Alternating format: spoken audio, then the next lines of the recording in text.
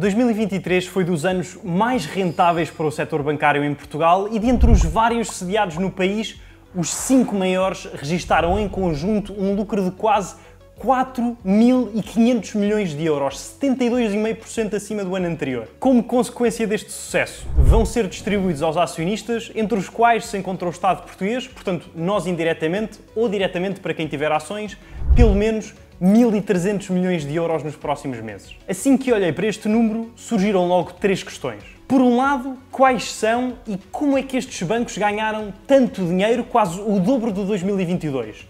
E pelo outro, quem é que vai beneficiar e quanto com estes resultados financeiros astronómicos? Os números históricos atingidos pelos bancos em Portugal em 2023 não aconteceram por acaso. Houve duas situações que contribuíram em grande escala para o crescimento significativo dos lucros. A primeira foi a continuação da subida da Euribor, a referência utilizada na definição das taxas variáveis dos créditos à habitação, que a 6 meses passou de 2,57% em janeiro para 3,92% em dezembro, um aumento de 53% que impactou significativamente as prestações da maior parte das famílias portuguesas com empréstimos a pagar. A segunda foi a fraca evolução da remuneração média dos novos depósitos a prazo de particulares, que, segundo o Banco de Portugal, apesar de ter subido de 0,35% para 3,08% no decorrer do ano, não foi suficiente em absoluto para contrabalançar as taxas nos empréstimos. Pondo isto em termos muito simples para facilitar a interpretação e reduzindo os conceitos à base. O principal negócio dos bancos é emprestar dinheiro e cobrar juros em contrapartida. Ou seja, para ganharem dinheiro têm de o captar em depósitos de clientes, pagando-lhes X% por ano em troca, e conceder créditos com uma taxa de juros superior a essa, gerando um diferencial. Portanto, capto o dinheiro a 2%, empresto-o a 5%, ganho 3%. E pronto, como o valor a cobrar pelo dinheiro emprestado na Europa é maioritariamente ditado pela Euribor, que subiu, e cá em Portugal é a tradição pagar-se pouco pelo dinheiro depositado, a margem aumentou significativamente. Aliás, falei na tal subida de 0,35% para 3,08%, mas em junho deste ano, o valor médio pago aos particulares pelos seus depósitos, muitas vezes imobilizáveis durante largos períodos, já voltou a descer para 2,75% ao ano, que está consideravelmente abaixo da taxa praticada por outras instituições financeiras na Europa. Um exemplo é o patrocinador deste vídeo, a Trade Republic, um banco alemão com cerca de 4 milhões de clientes em 17 países europeus diferentes, supervisionado pelo Banco Central Alemão, o Bundesbank, equivalente ao nosso Banco de Portugal, e pela BaFin, a entidade reguladora dos mercados financeiros do país, correspondente à CMVMK, que paga 3,75% dos juros ao ano sobre o saldo na conta. A melhor parte é que, ao contrário do que acontece nos bancos tradicionais, que conhecemos desde sempre, não existe um mínimo de constituição do depósito, não há um prazo mínimo para a mobilização do capital, pode-se retirar dinheiro da conta da Trade Republic a qualquer altura, por qualquer razão, sem nenhuma penalização.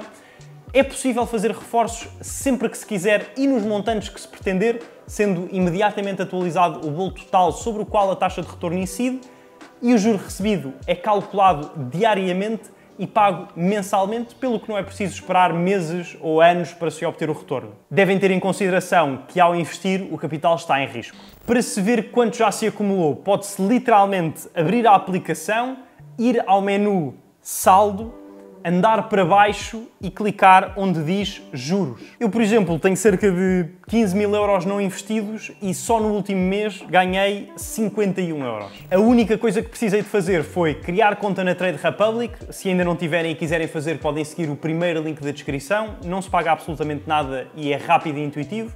Depositar dinheiro e depois continuar a minha vida, deixando que o tempo faça o seu trabalho. Reforço que devem sempre fazer uma própria pesquisa antes de aplicarem o vosso capital ou utilizarem um serviço para esse efeito. Foi a combinação destes dois fatores que descrevi, ganhar mais nos créditos e pagar menos nos depósitos, que criou o cenário perfeito para o setor da banca em Portugal, em particular estas 5 corporações de que vamos falar agora, terem prosperado tanto.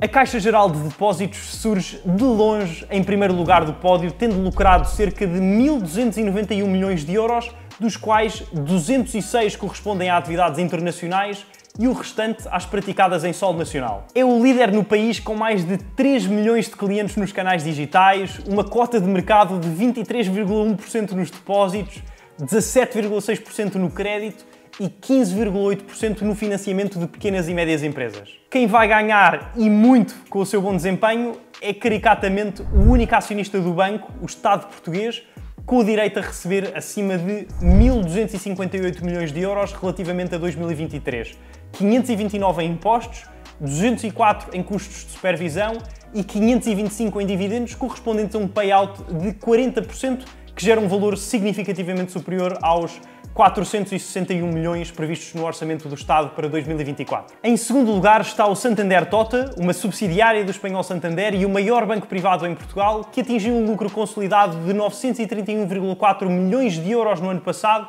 de acordo com a proposta de relatório e contas publicada no dia 2 de maio. Para além dos motivos económico-financeiros gerais que mencionei, neste caso em específico, outro fator que contribuiu para os resultados foi, segundo o próprio, o investimento na transformação comercial e digital, que provocou um aumento do número de clientes presentes nas plataformas online, no final do ano a rondar 1.200.000, que significa tipicamente mais transações ou outros movimentos e, por consequência, mais comissões. Relativamente a dividendos, se a taxa de distribuição for similar à do ano passado, de 80%, a Casa-Mãe espanhola poderá receber mais de 700 milhões de euros referentes à performance de 2023. Ainda assim, não sendo o desempenho passado de qualquer empresa ou instrumento financeiro uma garantia dos seus resultados futuros, vamos ter de esperar por um anúncio oficial para sabermos se estes lucros vão sequer ser distribuídos e, se sim, em que montante. Com poucas dezenas de milhões de diferença, surge o Millennium BCP, com 856 milhões de euros de resultado líquido, 85% proveniente de atividades nacionais e o restante da sua presença internacional, nomeadamente em Moçambique, Angola, na Polónia e em Macau.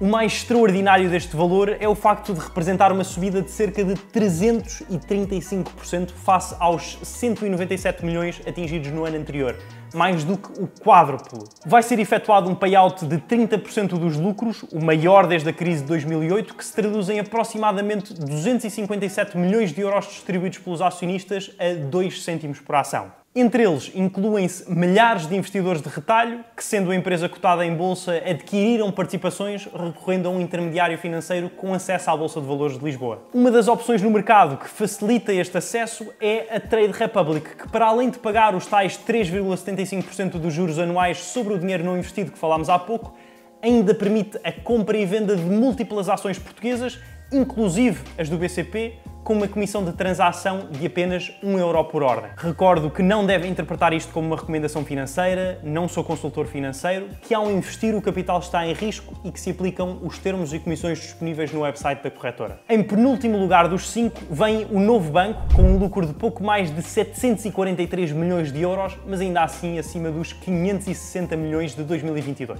Agora, dada a sua situação passada, a resolução do BES, este banco está numa posição muito particular porque ficou com ativos improdutivos, comumente designados de tóxicos, que impactam os resultados e a distribuição dos lucros até ao dia de hoje. Vou novamente tentar explicar a situação de forma resumida. Em 2017, com o objetivo de dar ao banco os meios necessários para executar o seu plano de recuperação sem pesar demasiado nas contas do Estado e nos contribuintes portugueses, o Banco de Portugal, o Fundo de Resolução Português e a Lone Star, um fundo americano de private equity, chegaram a um acordo de venda de 75% do novo banco à Lone Star por 1.000 milhões de euros. Os restantes 25% ficaram nas mãos do Fundo de Resolução. Mas o negócio não foi tão simples quanto isto. Para que a venda acontecesse, teve de ser assinado um acordo chamado Acordo de Capitalização Contingente entre o novo banco e o Fundo de Resolução, segundo o qual este último fica encarregue de suportar todas as perdas provenientes dos tais ativos improdutivos durante 8 anos, até ao limite máximo de 3.890 milhões de euros.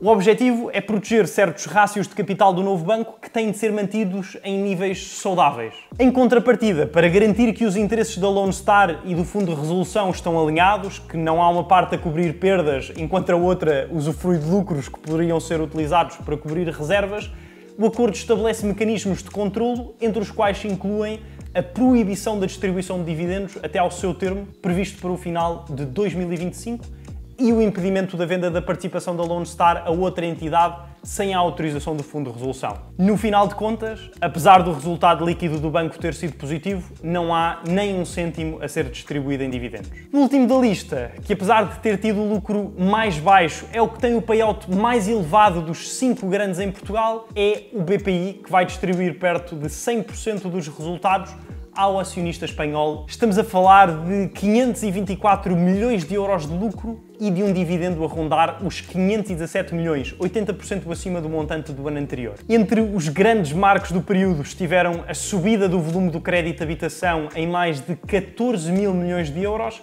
e um crescimento do crédito concedido a empresas em 5%. Já em Angola, o negócio teve uma performance inversa à de Portugal, com os resultados do BFA a decrescer 57% e em Moçambique uma ligeira subida de 13% dos apresentados pelo BCI. Todos estes 5 bancos portugueses fazem parte de uma categoria a que se dá o nome de banca de retalho. Para além desta, há mais 3 que se diferenciam pelo tipo de clientes que servem e pelos serviços que prestam. Explico em detalhe em que consiste cada um deles e falo sobre os 3 maiores bancos do mundo neste vídeo a aparecer no ecrã, que recomendo que assistam de seguida. Por hoje é tudo, não se esqueçam do muito importante clique no gosto se vos foi útil, desejo-vos tudo bom, um abraço e até à próxima semana.